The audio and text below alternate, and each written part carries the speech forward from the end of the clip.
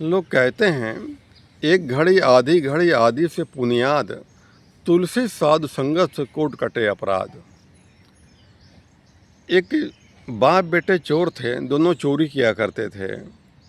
तो बाप का जब अंतिम समय आया, अपने लड़के से बोला, बेटा तुम संत रविदास की कभी कथा मत सुनना, वहाँ जाना मत, उन्हें धंधा चौपट हो जाएगा अपना। इतना कह के बूढ़ऊ ख़त्म हो गए। लड़के ने बात याद रखी, जगह जगह चोरी की इसने, बहुत धन कमाया इसने। एक जगह चोरी की इरादे से घूम रहा था और बगल में संत रविदास की कथा हो रही थी। ये ध्यान नहीं दे पाया कथा हो रही है। जब उधर गया, देखा बहुत सारे इकट्ठा हैं, तो किसी का जेब काटी जाए। लेकिन जब वहाँ गया तो मालूम पड़ा कि रविदास की कथा हो रही है। तुरंत ही भागने लगा वहाँ से, लेकिन उसके पैर में कांटा चुभ गया।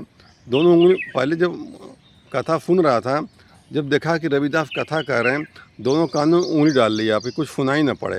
तो जब आगे बढ़ा, इसके पैर में कांटा चुभ गया, तो कांटा निकालने के लिए कान हाथ उठाया तो एक आवाज़ पड़ी, यमदूतों के पांव उल्टे होते हैं। इतनी ही सुन पाया, फिर उसने जो है कान उंगली बंद करी, वहाँ भागा वहाँ से।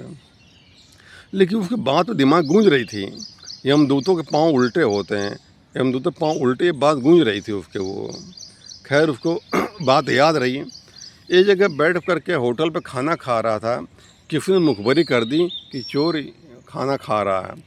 पुलिस आई, अब पुलिस पकड़ ले जाती है इसको, है मारती पीट से कबुलवाती, नहीं कबूलता ही नहीं है वो, है कि हमने कुछ किया ही नहीं है। तो एक मनोचिकित्सक तो बुलाया गया कि इसे कबलवाना है, इसको कैसे कबलवाया जाए।